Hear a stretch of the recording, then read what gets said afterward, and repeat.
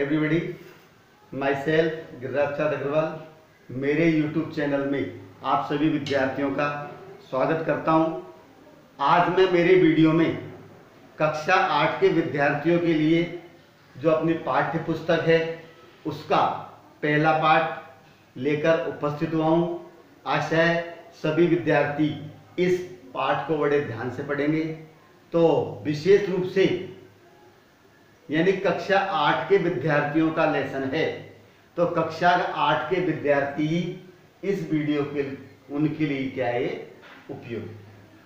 तो सबसे पहले मैं इस वीडियो को प्रारंभ करूं, इससे पहले कक्षा 8 के सभी विद्यार्थियों से मैं अनुरोध करना चाहूँगा कि अपनी पाठ्य पुस्तक का पहला लेसन खोल के बैठें, जिसका नाम है the best Christmas present in the world. तो best Christmas present in the world, तो Christmas present in the world, देखो हम सब जानते हैं क्रिसमस ईसाइयों का बहुत बड़ा त्योहार होता है। तो सबसे अच्छा उपहार क्या है? तो क्रिसमस का सबसे बड़ा उपहार इस संसार में क्या है, इस बारे में इस लेसन में बताया। एक कहानी है जिसके बारे में आपको बताया। तो आज मैं आपको इस लेसन का पार्ट 1 आपको बताने जा रहा हूं, the best Christmas present in the world part 5। तो सभी विद्यार्थी अपना पाठ खोल ले और मैं जब पढ़ाऊंगा तो पढ़ाते समय आप भी इन मीनिंग को, सेंटेंसेस को देखते रहे।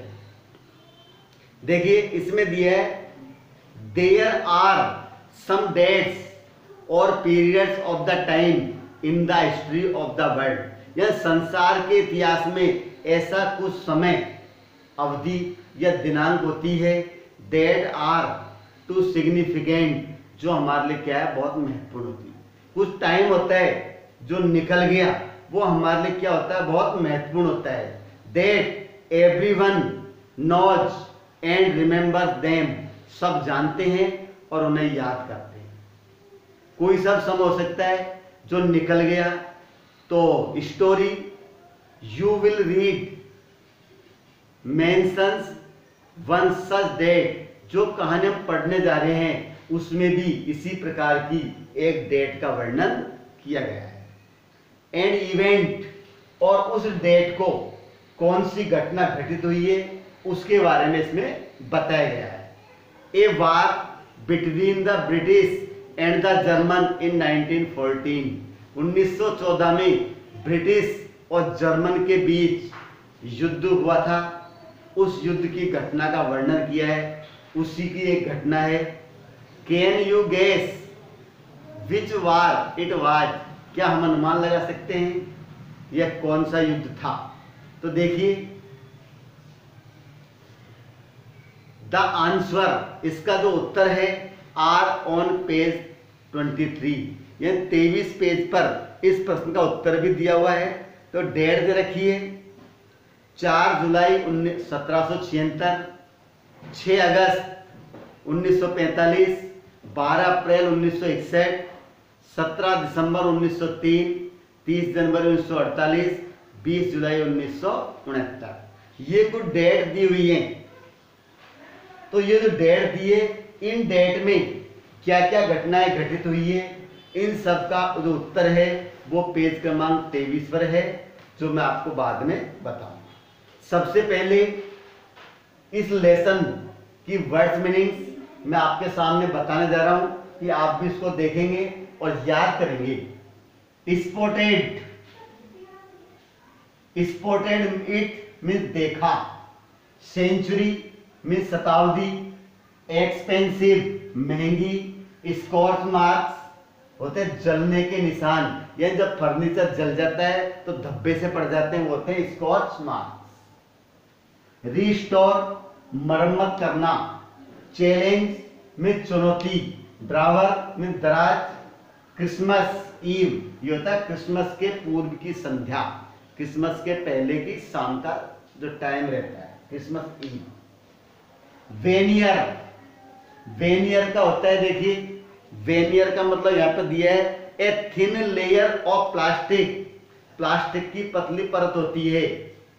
और डेकोरेटिव वुड या फिर सजावटी लकड़ी जो फर्नीचर पर लगाई जाती है, सजावटी सामान होता है।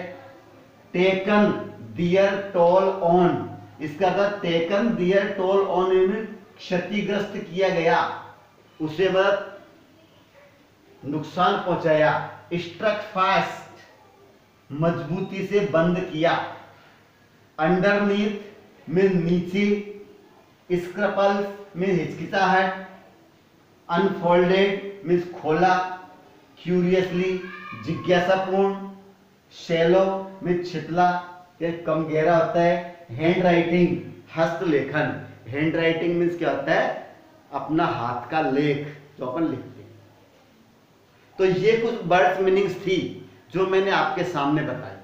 अब मैं इस पार्ट का हिंदी ट्रांसलेट करके आपको समझाऊंगा, इसलिए हर स्टूडेंट्स को एक एक शब्द को ढंग से सुनना है और पढ़ते हुए किताब में देखते हुए हमको चलना है। तो हमारे इस लेसन का अर्थ बहुत बढ़िया समझ में आएगा, अन्यथा प्रॉब्लम हो सकती है, इसलिए ऐसा न हो, ध्यान से पढ़े। देखिए, आई spotted it in a junk shop in Bridport. तो ब्रिडपोर्ट के अंदर, ब्रिडपोर्ट में मैंने इसे एक जंक शॉप होता कबाड़े की दुकान, उस कबाड़े की दुकान में मैंने इसे देखा। A roll top desk, roll top desk, desk एक मेज थी, उसको देखा था। द मैन सेड, आदमी ने कहा। It was early 19th century, जो समय था वो 19वीं शताब्दी का शुरुआत थी, यानी 1914 का दे रखा है इसमें, तो 19वीं शताब्दी की शुरुआत। एंड ओक, और ए बलूत का पेड़ जो होता है। आई हैड वांटेड वन, मैं एक प्राप्त करना चाहता था। But they were far too expensive, इतने दूरी पर थे कि वो हमारे लिए बहुत महंगे थे, बहुत महंगे थे, इसलिए हम उन्हें खरीद नहीं सकते। किनको? ओक होता है बलूत। This one was in a bad condition, तो this one was in a bad condition, यह एक बहुत बुरी दशा में था। This was one in a bad condition, जो ये रोल टेप डेस्क थी वो बहुत बैड कंडीशन में उसकी दुर्दशा हो रही थी। The roll top in several passage, तो roll top in several passage, जो टॉप पर रोल लगा हुआ था, यह सनमाई का जो चिकना आवरण होता है वो कई जगह से क्या है, हट चुका था। वन ले क्लसमिली मैंडेड, और एक जो टेबल की दरा वो पैर था वो बुरी तरह से टूटी हुई थी, उसे बांधा हुआ था। Scratch marks all down one side, और एक तरफ स्कॉच मार्क्स यानी जलने के निशान उस पर बने हुए थे। One side it was going for very little money, तो यह बहुत, it was going for very little money, तो going for very little money, तो वाज गोइंग फॉर इसका मतलब क्या होता है, वाज सेलिंग फॉर, बेचने के लिए, यानी मान लो उसको बेचा भी जाए ना तो उसका पैसा में बहुत कम मिलने वाला था। तो ये अर्थ था, it was going for very little money, यानी बेचने पर उसे बहुत कम पैसा मिलने वाला था। आई थॉट, मैंने सोचा। आई कुड हैव इट, मैं इसे ले सकता था। क्या सोचा? मैं इसे ले सकता था। आई पेड द मैन, मैंने उस आदमी को पैसा चुकाया। And brought it back to my work room, और मैं इसे कार्यशाला में उसे लेकर आया। वर्क रूम वो होता है जिस रूम में हम कार्य करते हैं। At the back of garage, और वो मेरा वर्क रूम कहाँ था? गैरेज के पिछवाड़े में। मैं उस टेबल को लेकर आया। I began to work on it on Christmas Eve, और मैंने क्रिसमस पूर्व संध्या पर मैंने उस पर काम करना प्रारंभ कर दिया। यानी कि कहने का भाव कि मैंने उस टेबल को ठीक करना प्रारंभ किया। सबसे पहले क्या किया? I remove the roll top completely. तो I remove the roll top completely, मैंने रोल टॉप को कंप्लीटली पूरी तरह से हटा दिया। And pulled out the drawers, और दराज को मैंने बाहर खींचा। पुल्ड आउट ड्रावर्स यानी दराज को मैंने खींचा। क्या हुआ? The veneer had lifted almost everywhere, और उसका सजावटी जो पृष्ठ था वो लगभग हट चुका था। सब जगह से उसका चमकना जो प्लास्टिक का कवर था, लकड़ी थी, वो सब उसकी हट चुकी थी। तो एवरीवेयर सब जगह से। It looked like water damage to me, तो it looked like water damage to me, कैसी दिखाई दे रही थी? पानी से के द्वारा डैमेज हुई, लग रहा था जैसे वो क्या बिल्कुल क्षतिग्रस्त हो गई। Water damage me. Both fire and water had clearly taken their roll on this desk, तो पानी और आग दोनों के द्वारा ही इस डेस्क को क्या क्षतिग्रस्त कर दिया गया। पानी से और आग के कारण वो पूरी तरह से क्या है? खत्म हो चुकी थी, इसलिए वो सस्ते में खरीद ली गई। The last drawer was struck fast, तो last drawer was struck fast, जो अंतिम जो दराज थी उसको मजबूती से बंद कर दिया, बहुत टाइट बंद किया हुआ था। स्ट्रक फास्ट जैसे बहुत मजबूती से बंद किया हुआ था। I tried all I could to reach it gently, मैंने इसे खोलने का प्रयास किया ताकि मैं आराम से इसे खोल सकूं। In the and I used brute force, जब वो दराज नहीं खुली तो मैंने ब्रूट फोर्स, पार्श्विक ताकत, यानी बहुत भयंकर ताकत लगाई उसको खोलने के लिए। I struck it sharply with the side of my face, मैंने मुट्ठी से उसको क्या है? खोला। And the drawer flew upon a reveal, और दराज थी वो एकदम बिखर गई।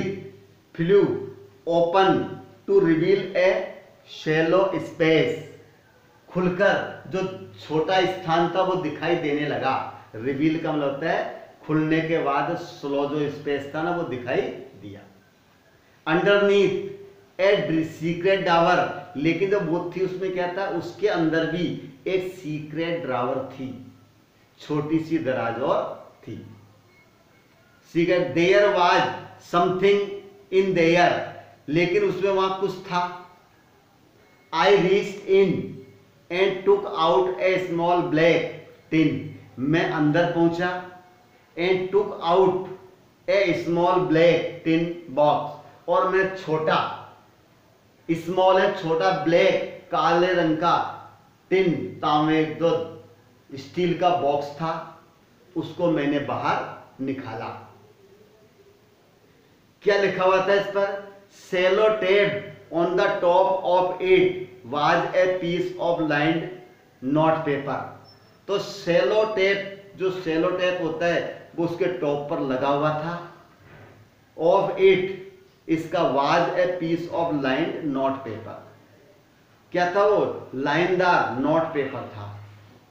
एंड रिटन ऑन इट, जैसे कागज चिपका हुआ था और इस पर लिखा हुआ था written on it in its shaky handwriting, उसकी जो शेकी हैंडराइटिंग होता है, अस्पष्ट राइटिंग में लिखा हुआ था जिम्स लास्ट लेटर।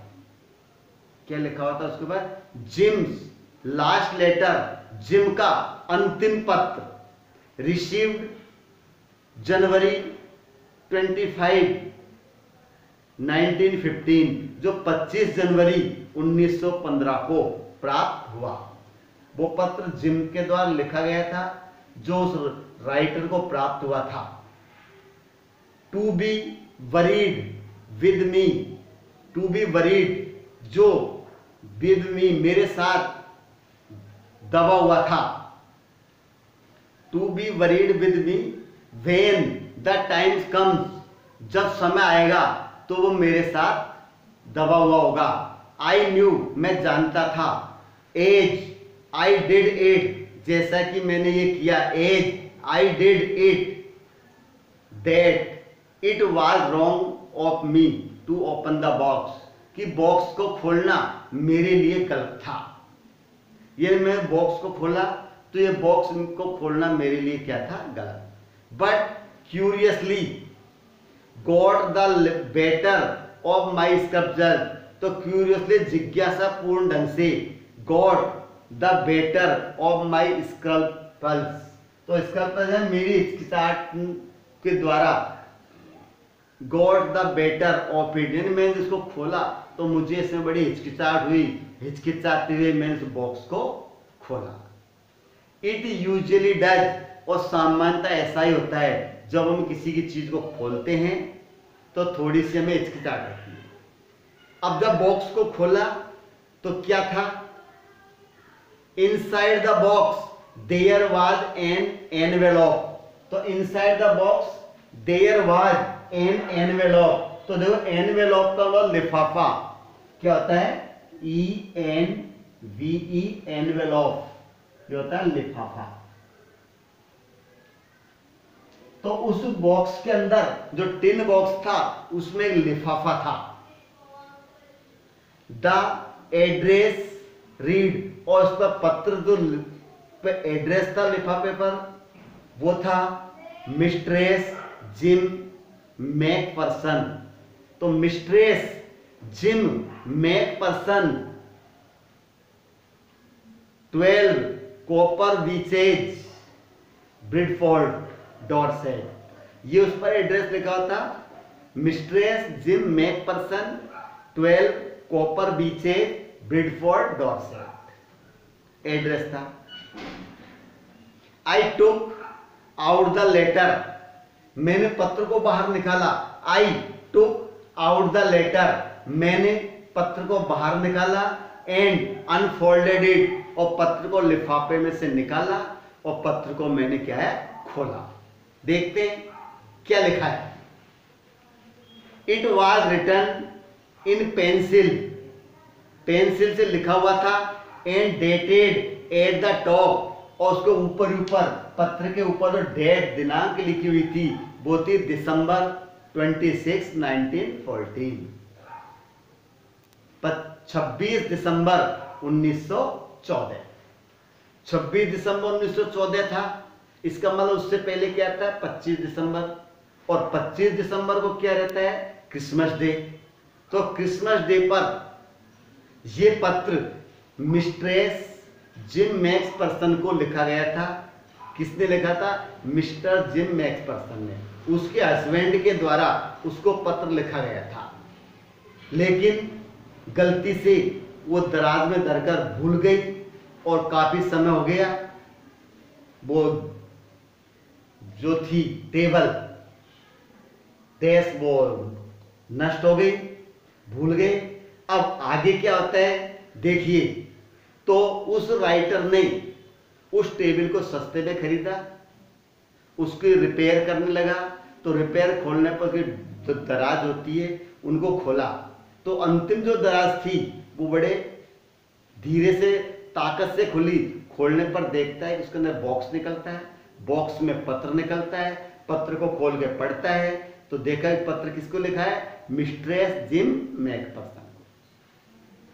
तो ये हमारा पहला खंड था जिसका अर्थ मैंने आपको समझाया। अब इसमें दो क्वेश्चंस हैं, देखिए। पहला क्वेश्चन दे रखा है, what did the author find in a junk shop. तो देखिए what did the author find in the junk shop. तो बताइए, आपने पढ़ा होगा भी, बोला भी था कि लेखक ने उस जंक शॉप कबाड़े की दुकान में क्या देखा था, क्या मिला। तो देखिए इसमें सीधा सीधा है, पहले क्वेश्चन लिख रहा हूं, what did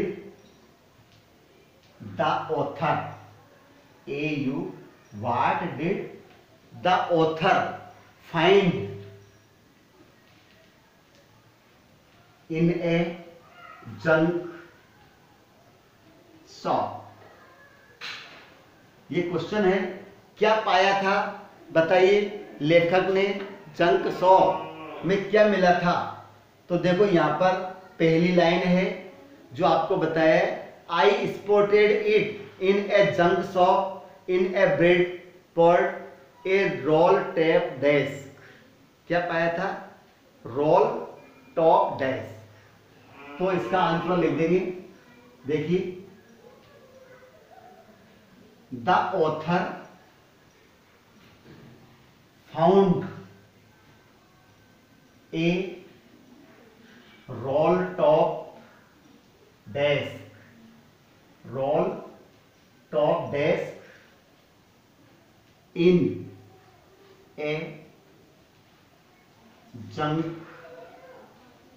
shop. Role top desk in a junk shop, बहुत एक शब्द का उत्तर है, ये पहले प्रश्न का उत्तर है जो आप लिखेंगे। What did he find in a secret drawer. तो दूसरा क्वेश्चन है, देखिए what did he find in a secret drawer. Question 2, what did he find in a secret, SE, secret drawer. क्या पाया था बताइए, सीक्रेट ड्रावर में उसने क्या पाया था, जिसको खोला तो उसमें निकला था, क्या निकला था बताइए, स्मॉल टिन बॉक्स। क्या था बताइए, स्मॉल टिन बॉक्स। तो आंसर ले देंगे, a small tin box, small tin box, ये मिला था, स्मॉल टिन बॉक्स।